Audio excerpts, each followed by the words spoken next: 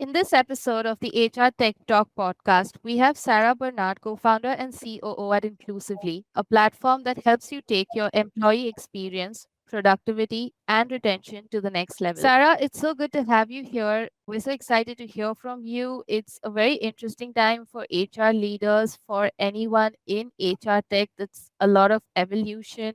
There are a lot of newer trends that are reinforcing how HR tech should be used, should be adopted across a typical enterprise, and also how employees should be given better policies and programs to drive better workforce cultures and practices.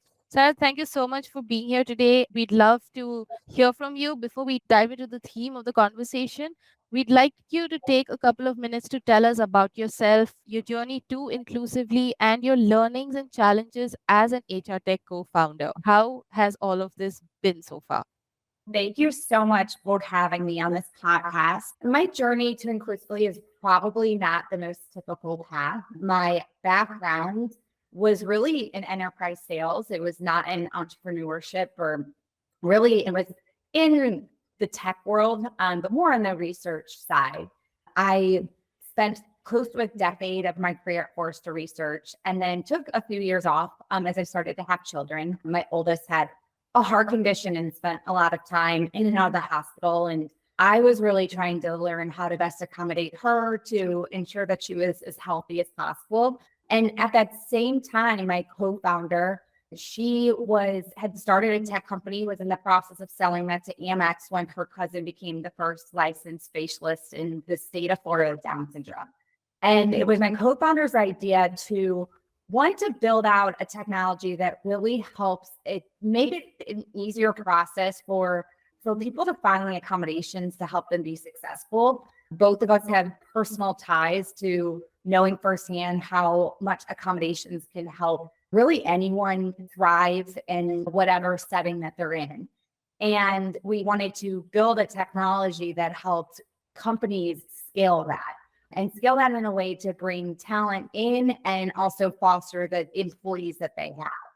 And as any tech startup, we've faced a lot of challenges. And I think one of the biggest challenges, though, that we've faced over time is really just expanding the application of our technology. So we started as an employment platform for people with disabilities. So really on the hiring side, helping large companies, helping the job seekers to just look at how to be successful, and then helping the employers hire that talent at scale and learn how to accommodate over time.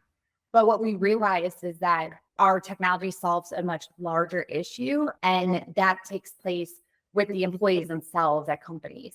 And so being able to expand the application of our technology and our view in the clients that we work with and also just in the market has been a challenge, especially since I think this is just a whole new category around universal design around accommodations. Is just not an approach that most companies have solved yet. I think it's an area that they are really focusing on. And then on top of that, just in the accessibility space in this market, a lot of times startups, they're really seen as a charity instead as a viable business. And so really breaking down kind of those stereotypes, especially on the fundraising side, has brought challenges, but all of which that we've been able to overcome over time.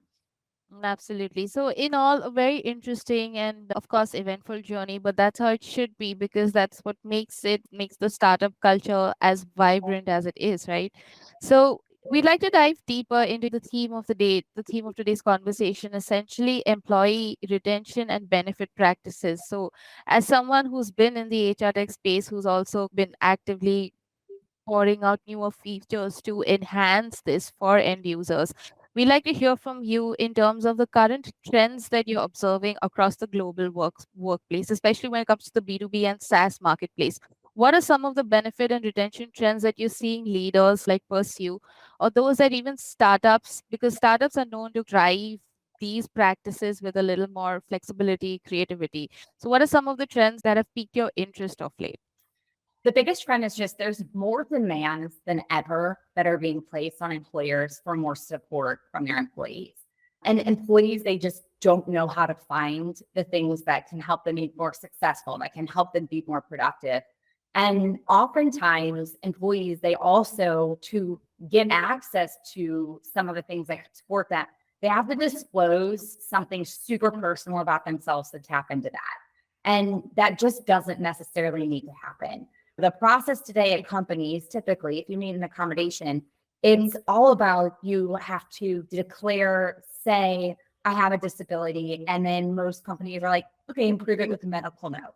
Instead of it being, as companies are starting to shift to think, and instead of asking those questions, the first question is, how can I make this employee successful?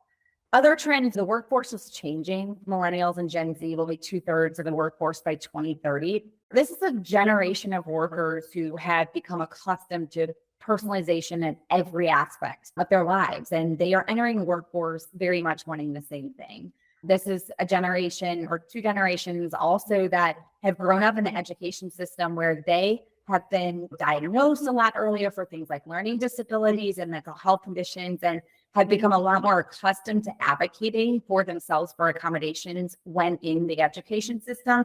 And again, joining the workforce and demanding a lot more of their employers.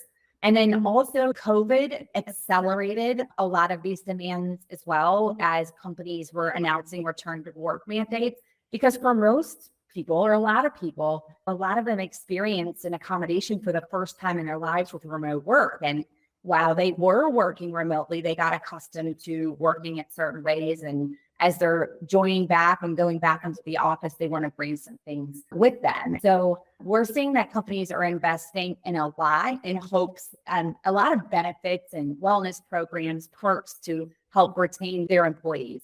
And they do that because they want to maintain themselves as an employer of choice. But they don't quite get the feedback loop yet on what's working and what's not. And there's not yet a safe place for employees to really discover what are all the options that I have access to be able to set myself up for success. So yeah, those are a lot of the trends that we're starting to see, a lot of the benefits in HR, employee experience teams at companies, and accessibility accommodations teams are all tackling this from very different tracks and starting to look at like, how do we streamline this process? How do we automate a lot of this? How do we make this a better experience for our employees? So, when it comes to some of the specific trends in the IT or the SaaS marketplace and the challenges that HR leaders specifically face, like you said, the automation or integrating the process more cohesively across teams, across multiple offices that they possibly have around the world. So, in terms of integrating the HR tech experience with this entire program, and also the key pointers when it comes to those practices that you feel should be fundamental to companies in this marketplace. Could you highlight about some of this? Yeah, those practices are fundamental for maintaining a brand as an employer of choice. And I think we're starting to really see some of these global brands lean into more of this universal approach to accommodations that supports all of their employees. It's the same process. It's creating the same same employee experience for the 3 to 5% of your workforce who discloses today that they have a disability. It's the same process for the 20 to 30% of your workforce who actually qualify under the ADA as having a disability, but don't disclose it to you. And also creating then the same process, merging all these processes together for just the general trends taking place of 100% of your employees just wanting more personalization in how they work, creating one cohesive process for that as opposed to having three different tracks. Absolutely. So while we talk about employee best practices, especially benefits and retention programs, and integrating the entire HR tech experience into it, there's also this whole current state of the market, the way HR tech is being used today, or the kind of in demand features that you're seeing across the world. So, could you comment on some of those? And also, how do you see the future of this segment evolve? Do you see it become more integrated with other tools in a typical business setup like the martech or the sales tech stack typically, so that everything is even more centralized for a company? What are some of the thoughts that you'd like to share? I do. I think that making the process as seamless as possible on the employer side is incredibly important, and the integrations are crucial. But I do think that there is some value in having some of these HR point solutions to sit outside of that. They're a lot of times individuals and employees, they don't one, they don't know where to find the support that they need. They don't know how to discover what resources can help them be more successful. And they want a safe place to be able to do that. They don't want to have to attach themselves to certain things. They want to be able to do self-service.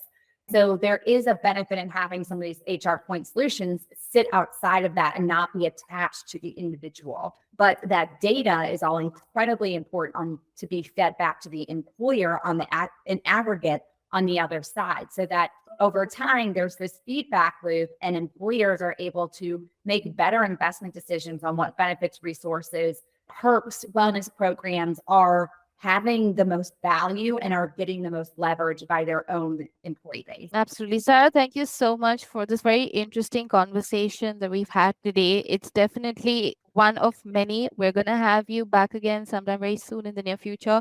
Until then, we wish you and the rest of your team at Inclusively all the very best.